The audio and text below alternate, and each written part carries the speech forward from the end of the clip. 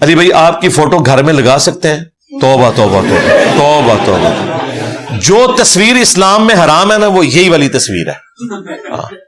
جو آپ کسی کے ساتھ مذہبی عقیدت رکھتے ہیں دین کی بنیاد کے اوپر اور آپ اس کی تصویر لگائیں گے، بھلے آپ کے نہیں میری نیت نہیں ہے اس کی عبادت کرنے کی، میں اسے رسپیکٹ کی نہیں، بس اپنی ایک محبت کے لیے لگا رہا ہوں، لیکن الٹیمیٹلی چونکہ ایک مذہبی پرسنالٹی کے ساتھ آپ اپنی آخرت کو وابستہ کسی نہ کسی درجے میں تو سمجھتے ہیں کہ یہ اس نے ہمیں دین کا تعارف کروایا.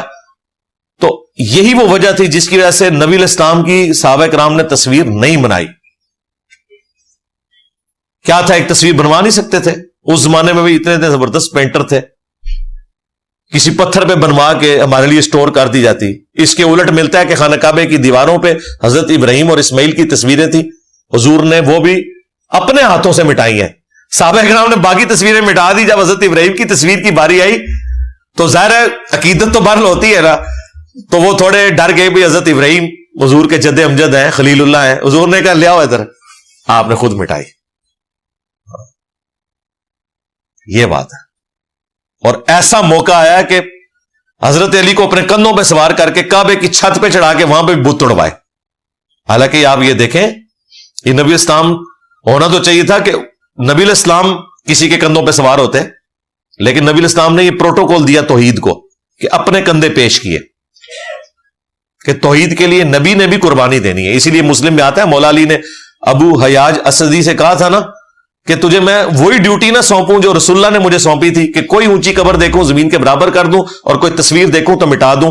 یہ کام میرے ذمہ حضور نے کیا تھا. اپنے دور خلافت میں حضرت علی نے یہی کام کرایا کہ کہیں کوئی تصویر تھی، وہ رومنز اور پرشینز ظاہر ہے وہ وہاں پہ کوئی ایسی یادگاریں تھی تو انہوں نے ختم کروائی. تو اس طرح کی تصویریں، ہاں اپنے کسی استاد کی، اپنے کسی ریلیٹو کی تصویر آپ اپنے البم میں لگانا چاہتے ہیں جس کو آپ نے یادگار کے طور پہ کاپی میں بند کر کے اپنی الماری میں رکھا ہوا ہے، وہ آپ ضرور لگائیں. وہ آپ کے موبائلوں میں بھی ہے. میری تصویر تو ویسے ہی ضرورت کوئی نہیں ہے، یوٹیوب پہ اتنی ساری ویڈیوز موجود ہے. تصویر کے بندہ نکل آ جاتا ہے، بڑی اسکرین لاؤ لگتا ہے بندہ باہر آ جائے گا، ٹھیک ہے، تو اس کی بھی ضرورت نہیں. لیکن اگر کوئی البم میں کوئی تصویر اپنے کسی استاد کی لگانا چاہتا ہے وہ ضرور لگائے، لیکن اسے پھر کاپی کے طور پہ اندر رکھے، جس طرح آپ نے نوٹ کے اوپر تصویر ہے وہ رکھی ہوئی ہے. لیکن اگر لٹکائیں گے نا وہ معاملہ پھر خطرناک ہو جائے گا. یہ ذہن میں رکھیے گا. آپ کوئی پوچھ سکتا ہے تسی بھی اتنے لٹکائی ہے تصویر، بھائی یہ تعظیم کے لیے لٹکی ہوئی، اگر یہ لٹکی ہوتی نا ساتھ شاہد اور بلال کی تو نہ لگی ہوتی. یہ تھم نیل کے طور پہ آپ کو متوجہ کرنے کے لیے کہ اس کے نیچے یوٹیوب کے آن لائن جو سیشن ہمارے ہوتے ہیں 5 دن ہفتے میں، منڈے سے لے کے فرائیڈے تک، اس کا جوائن کرنے کا طریقہ لکھا ہوا ہے. تو وہ میری تصویر کے بعد لوگ ویسے اٹریکٹ ہوتے ہیں. یہ اس لیے نہیں کہ جاتے ہوئے سلوٹ مار کے جانا ہے تسی، یہ ہوتا تو خالی میری ہوتی نا. دیکھیں ان دونوں کی میں نے ساتھ اسی لگائی ہے، ورنہ مجھے بتائیں کوئی آرمی چیف کی جیسے آرمی چیف چینج ہوتا ہے نا پورے ملک میں کروڑوں کا بجٹ صرف اس پہ لگتا ہے کہ سارے دفاتر میں نئے آرمی چیف کی تصویر لگتی ہے. یہ آپ کو پتا ہے، یہ انٹرنل سٹرکچر ہے، یہ ان کے اوپر بائنڈنگ ہے. ہمارے دفتروں میں تو محمد علی جناح کی تصویر لگی ہوتی ہے نا، ان کے دفاتر میں بانی پاکستان کی تصویر تو ہوتی ہے، ساتھ جو کرنٹ آرمی چیف ہوتا ہے اس کی تصویر لگانا بائنڈنگ ہوتی ہے. تو جیسے ہی آرمی چیف چینج ہوتا ہے نا تو یہ کروڑوں کا خرچہ سیدھا سیدھا گورنمنٹ آف پاکستان کو یہ بھی پڑتا ہے کہ وہ ساری تصویریں چینج ہوتی ہیں. تو اگر یہ والی صورتحال ہوتی تو ہم اپنے اسٹوڈنٹس کو اس طرح کا یہ معاملہ، لیکن اس میں کبھی نہیں ہوگا کہ وہ آرمی چیف اپنے ساتھ اپنے بنانے والے آرمی چیف یا پرائم منسٹر کی فوٹو لگا دے یا پرانے کسی کی. نہ کیا لی دی لگ دیجیے دیکھ لو ساڈا حوصلہ ہے میرے نال انہاں دی فوٹو لگی ہوئی ہیں. یہی میسج دیا ہوا ہے کہ یہ کوئی بت پرستی نہیں ہو رہی ہے، یہ ایک تھم نیل کے طور پہ آپ کو جاتے ہوئے نظر پڑے گا کہ فوٹو کیوں لگی ہے، تھلے پڑھ لو گے. ادروائز خالی لکھا ہوتا تو آپ نے سمجھنا تھا کہ پتہ نہیں کوئی یہاں بیٹھنے کے آداب لکھے ہوئے، پتہ متوجہ نہیں ہوتا. حدیث سنت کے بارے میں جو غامدی صاحب فرق کرتے ہیں، بہت مضبوط دلائل دیتے ہیں. ان نکات کو دلائل سے آپ کیوں نہیں رد کرتے؟ کوئی مضبوط دلائل نہیں ہے جی، بالکل کوئی مضبوط دلائل نہیں ہے. ایک اصول کے اوپر کھڑے نہیں ہوتے نا وہ. ایک طرف سنت اور عملی تواتر کی بات کرتے ہیں، جب رفع الیدین کی باری آتی ہے تو کھوتی مر جاتی ہے. رفع الیدین وہ سنت ہے کہ جو حدیث کی کتابوں میں بھی رپورٹ ہوئی، بخاری مسلم میں، اور خود غامدی صاحب نے بھی نماز کا طریقہ جو اپنی کتاب میں لکھا ہے نا میزان میں، وہ رفع الیدین کے ساتھ ہی لکھا ہوا ہے. لیکن ادھر حنفیوں کی بھی سائڈ لے جاتے ہیں کہ نہیں جی वो तवातुर भी चल रहा है ना, तो तवातुर जो है हिंदुओं की औलादों का माना जाएगा या मक्के मदीने में सहाबा की औलादों का तवातुर माना जाएगा? आप जरा ईमानदारी से बताएं ना. मक्का मदीना वो जगह है कि पूरे 1400 साल में कभी नॉन मुस्लिम की हुकूमत नहीं आई.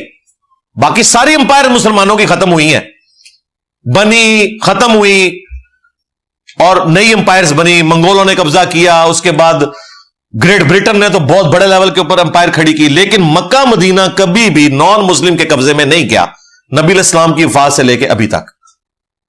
और नस्ल दर नस्ल सहाबा की औलादें हैं. वहां पे रफुल दैन हो रहा है, तो फिर अमली तवातुर उनका क्यों नहीं मानते? तो ये बात ही है. इसके लिए आप मेरी वीडियो देखें, गामदी साहब से मुतल्लिक 20 क्वेश्चंस, बस उतनी बात करना काफी है. फलसफियाना बातों का जवाब देना जरूरी नहीं होता, डॉक्ट्रिन क्लियर करनी होती है. यार 60,000 किताबें पिछले 100 साल में रसूलुल्लाह के खिलाफ लिखी गई हैं. 60,000 किताबों के जवाब मुसलमानों ने दे लिए? कौन दे सकता है? मोटी मोटी चंद बातों का जवाब दिया जाएगा, अगले की बदनीति आपको पता चल जाएगी वो क्या कर रहा है.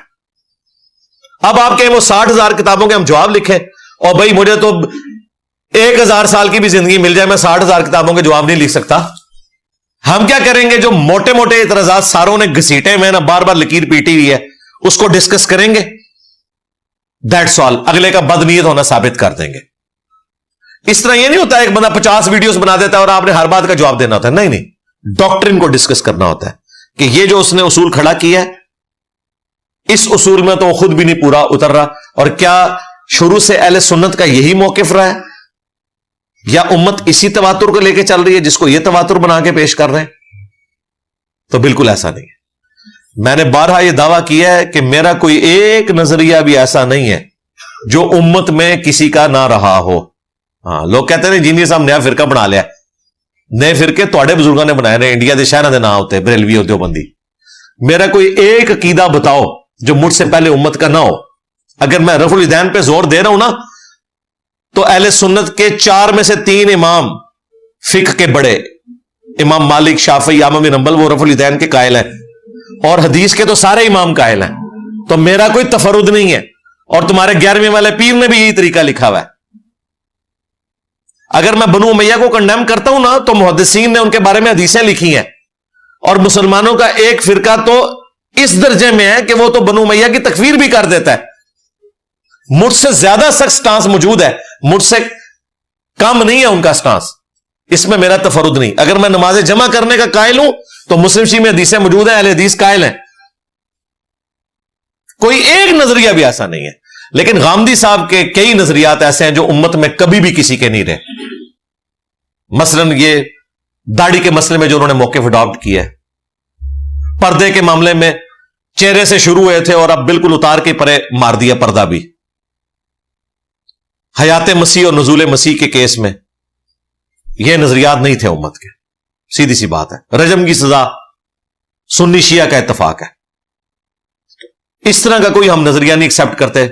हमारे उस्ताद बिल्कुल ठीक कहते थे, मौलाना इसहाक साहब रहिमहुल्लाह, कि किसी शख्स की गुमराही के लिए यही काफी है कि वो पूरी उम्मत से हट के कोई एक नजरिया ऐसा रखे और उसके बाद क्लेम करे कि यह हकीकत 1400 साल बाद मुझ पे खुली है.